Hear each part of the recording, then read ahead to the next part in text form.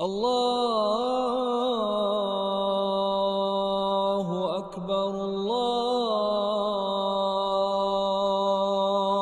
akbar. Каззабат қаблахум қауму Нух өткендегі аяттарда айтқан еді.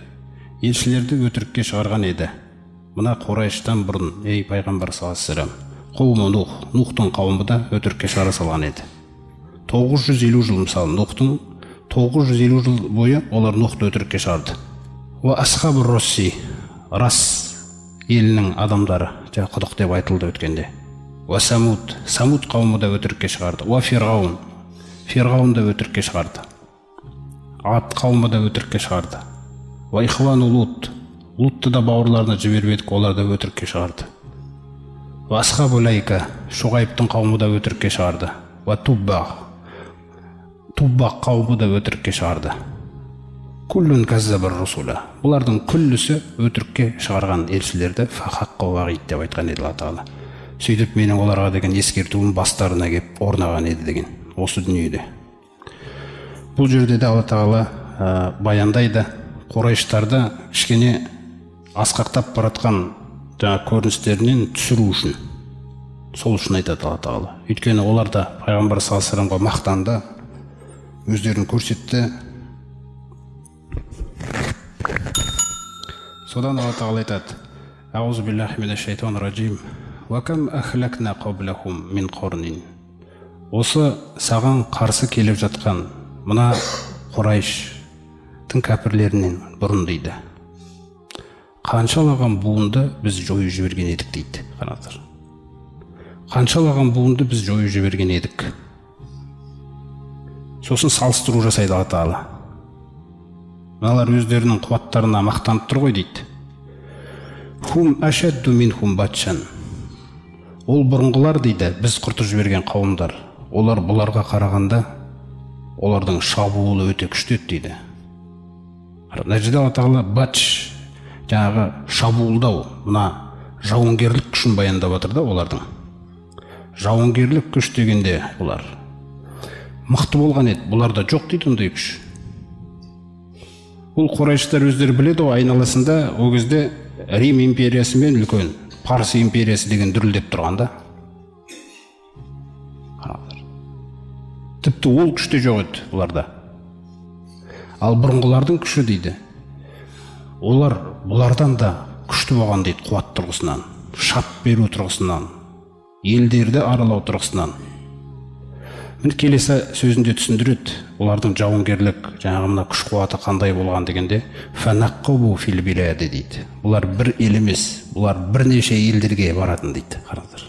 Бұлар бірнеше елдерге дейін қол жеткізетін деп отыр ғой. Батыш деген нәрсені қолмен шап беруді айтады да негізі. Ұстаса жібермейтін нәрсені айтады. Сөз ғой. Бұлар деген көп нәрсеге қол жеткізген дейді. Сендер мыналарға қарағанда деп салыстырма айтып отыр да Алла Тағала. Көп нәрсеге күшін, қуатын жеткізе білген дейді бұлар дейді. Фанаққабу фил билади, қаншалаған елді кезген бұлар, қаншалаған елге қол жеткізген. Сосын қол жеткізіп қана қоймай құр жерге. Наққабу деген сөздің тағы бір мағынасы бұрғылау деген нәрсені білдіреді. Бұрғылау деген сөз жердің астын бұрғылайсың ғой. Мына жерді сендерден көп қопарған деп отыр да олар. Сендерден көп қопарып, көп нәрсе тапқан дейді жердің астынан. Сосын Алла Тағала айтады, сондай керемет күшті болған бұлар. Не бір елдерді жаулаған, не бір елдерді билеген, не бір жерлерді игерген. Сосын айтады, фахал мин махис. Қандай күшті болса да менен құтыла алмады ғой дейді. Қараңыздар қалай аяқтайды. Менен құтыла алмады дейді бұлар. Мен жоқ қылып жібердім дейді бұларды. Міне. Адамның күші қандай нәрсе? Алла Тағала жоқ бол дегеннен жоқ болып кететін нәрсе бұл. Қалай баяндайды Алла Тағала. Басқа аяттарды салыстыру түрінде әкелетін болсақ, Алла Тағала осындай нәрселерді көп баяндайды. Жалпы мынау аят тарихты баяндайды. Бұндай аяттар Құранда өте көп. Бұл нәрсе тарихты оқыңдар деп атады Алла Тағала. Кейін қателіктерге ұрынбау үшін. Өткенді жақсы білсең, мына жақта дұрыс нәрселерді көп істейтін боласың деп отыр болашақта. тарихты өте көп сөйлейді Алла Тағала.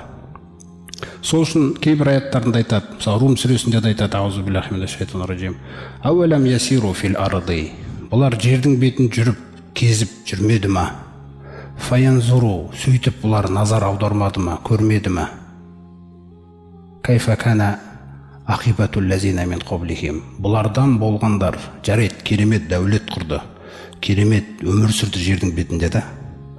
Ол нәрсені айтпайды Алла Тағала, ең соңын айтады. Кайфа кана ақибатул лазина мин қаблихим. Жаңағы қауым жарайды 100 жыл, 2 ғасыр, 3 ғасыр, 4 ғасыр, 20 ғасыр, бәленбай ғасыр жасаған шығар. Бірақ соңы не болғанын көрмеді ма дейді. Ақыры, немен аяқталғандарын көрмей ма дейді олардың тарихтан. Ал сол аяқталып кеткендер, кану ашатта минкум қуатан. Олар мына Құрайштықтардан күш тұрғысынан әлде қайда күшті болған деп отырды. Күш қуат тұрғысынан әлде қайда керемет болған дейді олар. Сосын айтады, ва асарул арда. Мына жердің астын игерген дейді олар. Бізде бір керемет игеріп жатқан жоқпыз ғой шындап келгенде қазір. Бір мұнайды таптық, мысалы әрбір жерде сол. Бүкіл елдерде қазір көптеген жердің бетіне мұнайдан басқа тема жоқ қой болды. Олар не бір нәрселерді шығарғанда мына жердің астынан. Жердің астын игерген дейді да. Сосын ше, ва амаруха аксара мимма амаруха. Жердің бетін тірілткен дейді олар. Яғни сәулеттер, не бір ғимараттар салынған. Биік ғимараттар болған. Биік ғимараттар болған. Кама жаңағы аксара мимма амаруха. Нау Құрайштар өздерінің салып қойған үйлерімен мақтанатын шығар дейді. Қараңыз. Бұлар бұдан көп тірілткен дейді жердің бетін. Не бір нәрселер салған еді. Сол салған нәрселермен қосып кіргізіп жібердік жердің астына. Жоқ дейді олар қазір. Міне соңы қалай болған дейді олардың.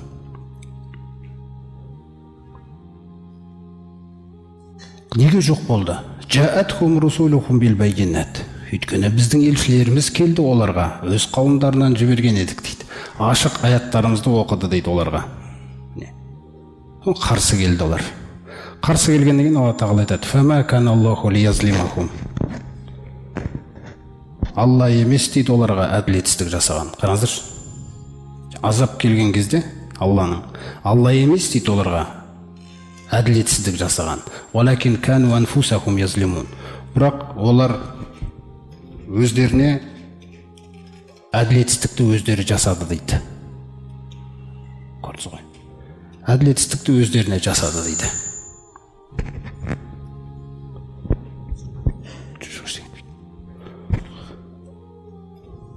Фатыр сүресінде де Алла Тағала айтады: "Ауалам ясиру фил арды фаянзуру". Жердің бетін кезіп қарамай ма, бұрынғылардың соңының не болғандығын. Кану ашадда минхум қуа. Олар бұлардан күштірек болған дейді. Күш тұрғысынан. وَمَا كَانَ اللَّهُ لِيُعْجِزَهُ مِنْ شَيْءٍ فِي السَّمَاوَاتِ وَلَا فِي الْأَرْضِ إِنَّهُ كَانَ عَلِيمًا قَدِيرًا. Мына сөзіне қараңыздар, олар күшті болған дейді. Күшті болған дейді да. Бірақ бұл жердің бетінде, бұл көктерде Алла Тағаланы әлсірететін нәрсе жоқ дейді. Қараңыздар.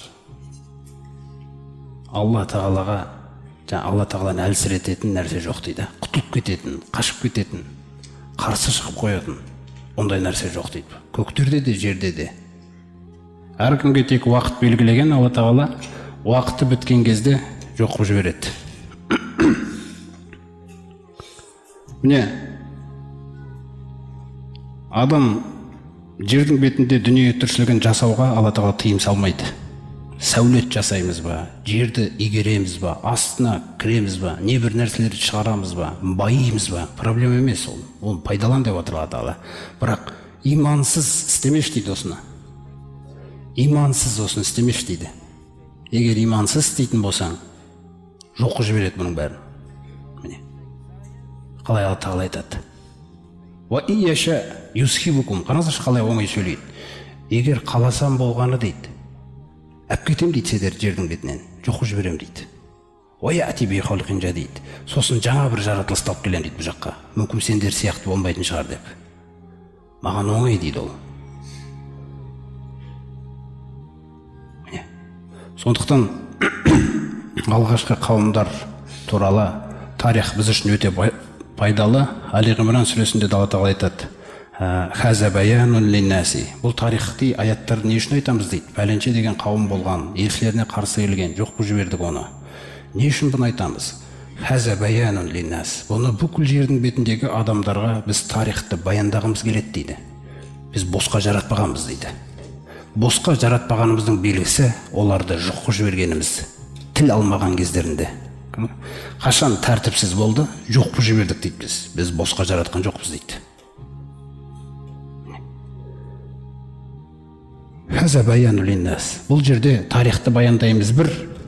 Екінші, вахудан ва мауғизатан лил муттақин. Ал енді тақуалар үшін, Алладан қорқа білетін адамдар үшін, Алла жүрегіне иман салған адамдар үшін бұл жерде тура жол жатыр дейді. Қараңыздаршы, тарихтың өзіне не алады екенсіз? Ғибрат, сөйтіп мына жағын түзу болады болашаққа қарай. Ва мауғиза, сосын ескерту аласың дейді өжден. Бізбен де сондай болып кетіп жүрмесін, тыныш жүрейік дегендей. Алла Тағалаға бойұсынайық.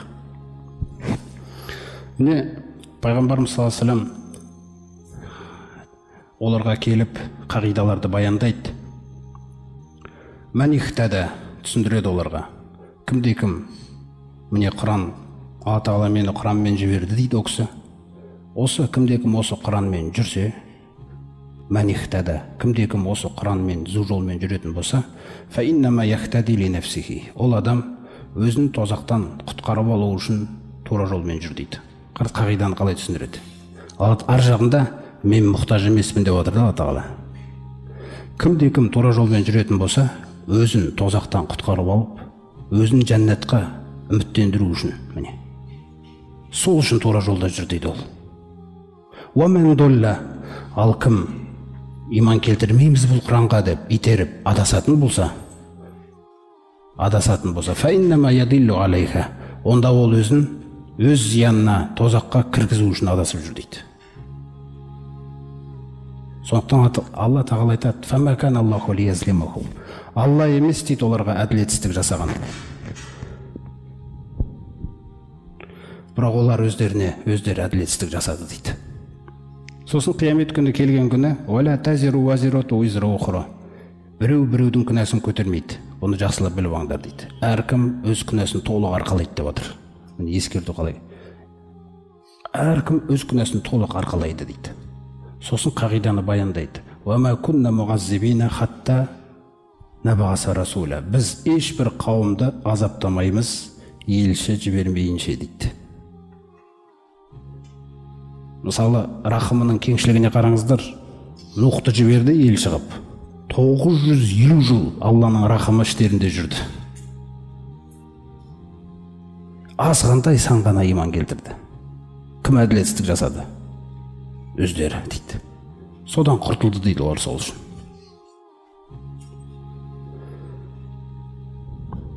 Егерде бір елді ва иза арадна ан-нухлика қариятан, егерде бір ауылды жоюды қаласақ, заңдылықты түсіндіріп жатыр да, қалай жойылу келеді халыққа. Егерде бір елді жоюды қаласақ дейді, амарна мутрофиха, сол жерде дүниеге әбден беріліп кеткендер. Дүние енді астына дүниені мінген, жүрекке дүние кірген, қараңыздар. Дүние десе енді асқақтаған адамдар, мына нәзік өмірге үйренгендер, ләззат тек қана осы дүниенің ойлайтындарды мутрофин деп атайды. Сән салтанат деген сөз ғой. Енді сән салтанатпен жүрген адамдарына елшілерімізді жібереміз дейді. Әмәрна мутрофиха, елшілеріміз арқылы бұйырамыз дейді. Аллаға құлшылық қылыңдар, шүкір етіңдер, қорқыңдар, ақырет деген нәрсе бар деп. Елшіні тыңдамайды да фәфәсақу дейді. Яғни бойұсынудан айнып кетеді. Бойұсынудан айниды, сол кезде фәхаққа алейхал қаулу, менің азаптайым деген сөзім бастарына кеп қонады дейді. Міне. Фәдәммәрнәхә тәдмира, тұқ қалдырмай жойып жібереміз дейді оны. Сосын заңдылық.